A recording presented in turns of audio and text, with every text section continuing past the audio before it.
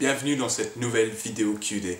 Ça fait un moment que je voulais faire cette vidéo parce que je pense qu'il faut vraiment que ce réalisateur soit plus connu et soit plus regardé. Mike Flanagan. J'ai découvert Mike Flanagan il y a 3 ans plus ou moins avec la sortie de Oculus, et quand je suis sorti du cinéma, j'étais bluffé. Je venais de voir une histoire très intéressante, une mise en scène fantastique, et pour moi, un film qui vraiment jouait avec les codes de l'horreur à la perfection. Je me suis empressé de le voir une deuxième fois au cinéma pour être sûr de ne pas avoir rêvé, et c'était pas du tout le cas. Ce film était parfait.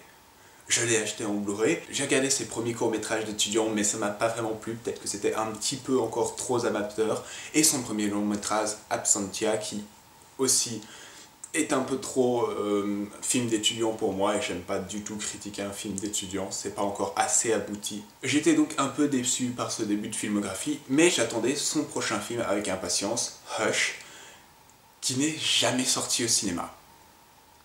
Hush a été un film qui est directement sorti sur la plateforme Netflix. Et donc, j'ai regardé Hush sur Netflix, étant un peu triste de ne pas pouvoir voir ça au cinéma.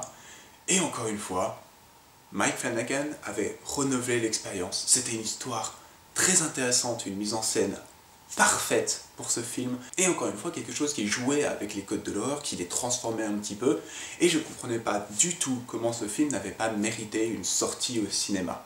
Étant sûr qu'Oculus n'était pas un miracle, j'étais très intéressé par le 4e long métrage de Mike Flanagan qui allait sortir, qui s'appelait Before I Wake. J'avais regardé la bande-annonce, je trouvais l'histoire très intéressante, et j'avais vraiment envie de voir visuellement ce que le film pouvait apporter. Le film n'est pas sorti au cinéma. Celui-là n'est même pas sorti sur une plateforme Netflix ou quoi que ce soit, ça a été un direct internet, je suppose, même pas DVD. Je me suis procuré comme je le pouvais, et encore une fois, ce film est super bon. Pourquoi ça n'a pas mérité une sortie au cinéma?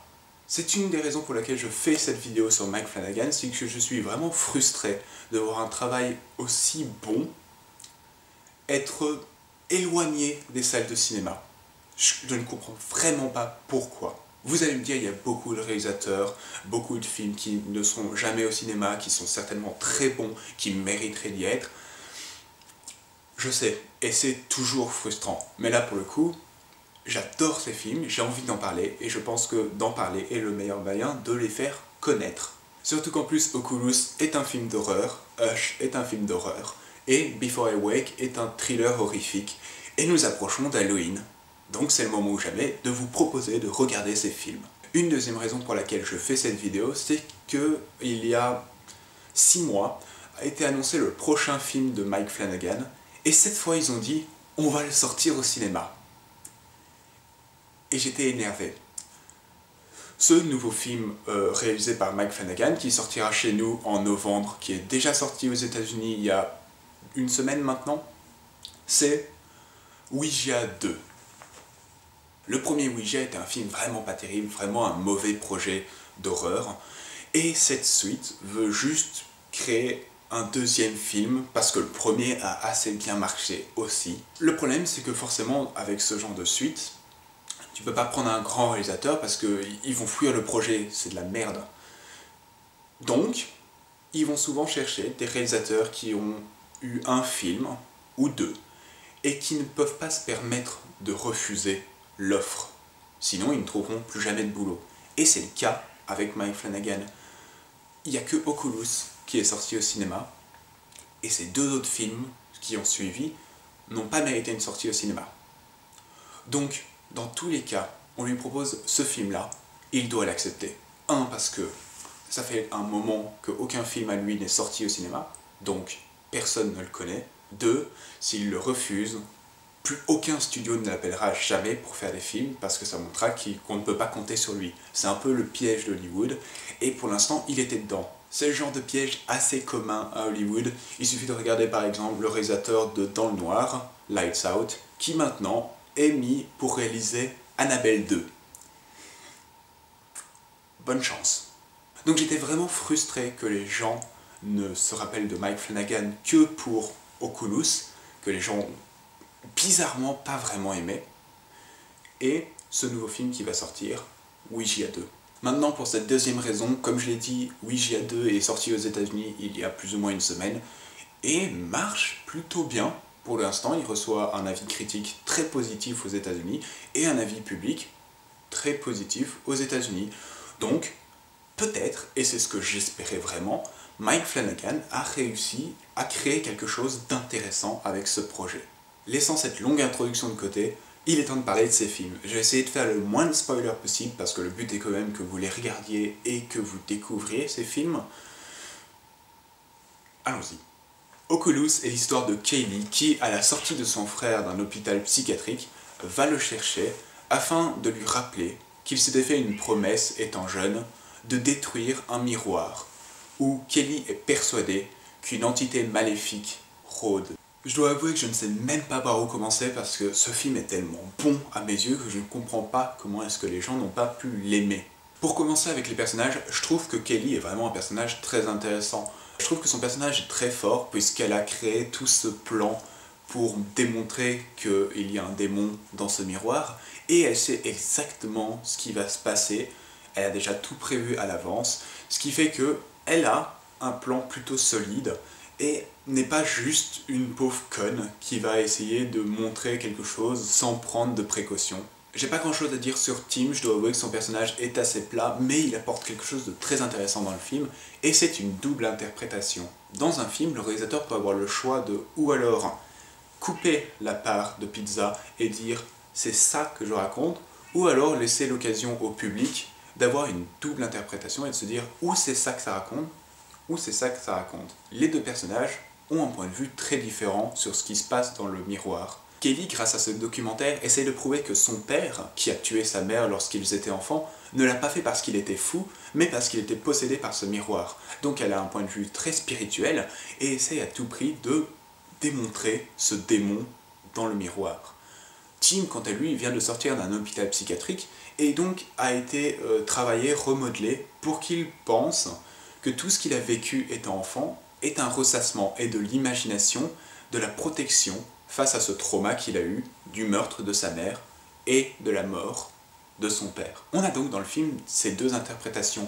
Est-ce que c'est réellement quelque chose de démoniaque qui les hante, ou est-ce que c'est réel et ils sont complètement en train d'halluciner tous les deux face à un trauma qu'ils ne peuvent gérer. Ce qui est très fort, c'est que Mike Flanagan arrive à garder cette double interprétation jusqu'à la fin du film. Dans les quelques films qui essayent de faire ça, il y a toujours un moment où le réalisateur se plante et décide de couper la tranche et de dire « Non, en fait, c'est ça que je veux raconter ». Par exemple, je vous propose l'excellent Le Dernier Exorcisme pour Halloween aussi, c'est un très bon film. Par contre, je vous conseille de retirer les 10 dernières minutes qui sont à chier et qui sont vraiment à enlever. De retour à Oculus, c'est vrai que n'importe qui me dirait « Non, c'est clairement le démon », parce que vu que c'est un film d'horreur, on va forcément plus montrer cette partie-là. Sauf que rien dans le film ne me fait dévier du fait que ça pourrait très bien être réel et qu'il se passe rien du tout. L'histoire est donc découpée en deux.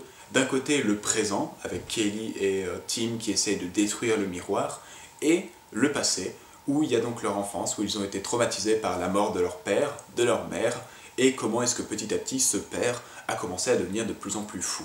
Pour ce faire, le film utilise un montage très intéressant où il passe de l'un à l'autre grâce à des transitions très lisses et qui passent parfaitement bien. Par exemple, c'est tout con. Tim va être devant un miroir, il y aura une transition miroir dans le passé. Tim va voir une plante, il va y avoir une transition plante dans le passé. Ça paraît tout con, ça paraît tout simple, mais ça marche du tonnerre et c'est important pour que tout le monde comprenne quand est-ce qu'on passe du passé au présent. Au début, les scènes de passé sont assez longues, sont assez concrètes, durent 3 minutes chacune, mais vers la fin, le montage est de plus en plus mixé, vraiment mélangeant les deux réalités entre elles, et peut même un peu rendre le public confus. C'est encore une idée de mise en scène très intéressante, parce qu'à ce stade du film, vers la fin, où on commence vraiment à sauter à l'un à l'autre, et même à les mélanger entre elles, les personnages sont de plus en plus perdus, et ne comprennent plus trop ce qui leur arrive.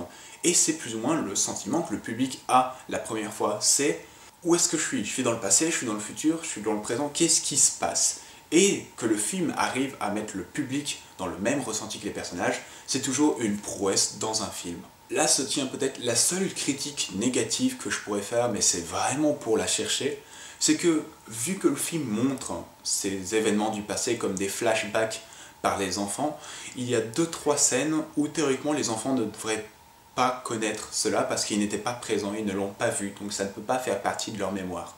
Mais franchement, c'est aller chercher la petite bête parce que ce film est vraiment bon. Pour en arriver à l'horreur, vu que c'est un peu le but du film, c'est tellement parfait, c'est tellement au-dessus de tout ce qui se fait en ce moment. Je considère vraiment aujourd'hui que Mike Flanagan est une perle dans le monde de l'horreur. Et je le mets même au-dessus de James Wan. Je trouve que James Wan joue avec les codes de l'horreur, mais fait toujours des trucs très classiques. Et vu qu'il les fait à la perfection, ça marche super bien. Mike Flanagan, je trouve, joue encore plus avec ses choix de l'horreur, et souvent utilise un concept tout con, mais il met quelque chose de très intéressant. Le film essaye de faire quelque chose de très intéressant et de très intelligent, qui est de moins en moins présent dans ce genre de film, c'est de documenter son sujet au début. Souvent, dans un film ou dans un livre d'horreur, que ce soit dans les vieilles séries ou alors dans les vieux bouquins et tout ça, il y a toujours un personnage au tout début qui raconte énormément d'histoires pour que par la suite, quoi qu'il arrive, le public fasse sa popote et imagine lui-même des choses. Aujourd'hui, c'est souvent le contraire qui se passe. Il y a des choses qui vont se passer, le protagoniste va s'en rendre compte, va faire des recherches et découvrir le mystère. Donc dans Kulus, on a une super scène de 15 minutes où Kaylee explique vraiment tout son principe. Combien de caméras elle a mis, comment ça marche, qu'est-ce qu'elle a mis d'autre dans la salle comme précaution, qu'est-ce qui risque d'arriver, qu'est-ce qu'il faut voir, et tous les gens morts à cause du miroir. Ça fait un peu un effet récit d'horreur, et en accumulant toutes ces informations, le public crée lui-même sa propre tension. Il y a plusieurs scènes où Mike Flanagan va même jouer de ça, en mettant un plan où tout le monde est persuadé qu'il va se passer quelque chose, un jump scare, un monstre qui va apparaître, mais il se passe rien. Le public s'est fait berner, il s'attendait à voir quelque chose, mais au fin de compte, Mike Flanagan leur a dit non, ce n'est pas le cas. Et le public s'est créé lui-même sa tension. C'est un film d'horreur où il n'y a pour ainsi dire aucun jump scare. C'est un rêve. Dans tout le film, il y a peut-être 2 ou 3 jumpscares qui arrivent vers la fin, mais encore une fois, ce ne sont pas des jumpscares débiles du genre chat qui saute sur l'armoire, ce sont des choses dont les héros doivent réellement avoir peur, et ce n'est pas des trucs abusifs où le son va 5 fois plus fort. Bien sûr, la tension n'est pas que créée par le public lui-même. Il y a plusieurs moments où Mike Flanagan décide de montrer des images chocs, de déstabiliser. Je veux dire, le meilleur exemple, c'est cette scène.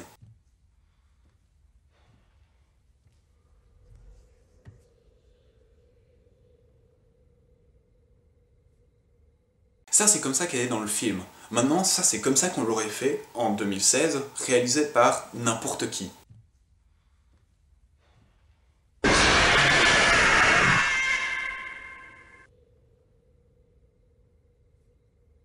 Et ça a beaucoup moins d'impact. Dans l'un des cas, on la voit en arrière-fond, le public la voit en arrière-fond, elle n'est pas vraiment cachée, et il y a un sentiment de malaise, de quelque chose qui monte où tu fais «Oh». Et ça marche beaucoup mieux, ça fait vraiment monter la tension. De l'autre côté, si on avait rajouté ce jumpscare, ça aurait juste fait «Oh». Et c'est pas du tout la même ambiance. Là où quelqu'un en ressort dérangé et a peur pour le protagoniste, de l'autre côté, on a quelqu'un qui est agacé et qui en a marre de s'être fait avoir encore une fois par un bruit sonore. Pour parler de la créature, je trouve son design tout con, mais je trouve qu'elle a vraiment une magnifique prestance.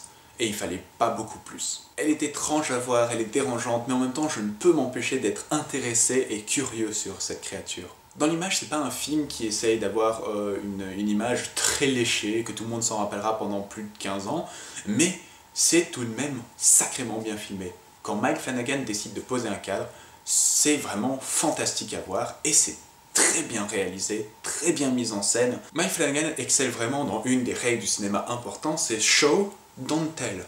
Montre, ne dis pas. Qui est une règle qui dit qu'au cinéma, il ne faut pas dire les choses ou essayer de dire le moins possible, mais que ça a beaucoup plus d'impact ou que tu es un meilleur réalisateur si tu arrives à faire comprendre juste par l'image. Il y a tout un pan d'histoire avec la mère, mais jamais aucun des protagonistes n'en parlera concrètement. Tout est montré et le public comprend parfaitement ce qui se passe. Ce film est franchement parfait. Il méritait à 100% sa sortie cinéma, il mérite d'être plus vu et plus apprécié. Je vous conseille Oculus. Si je devais lui donner une cote, ce serait un 19 sur 20.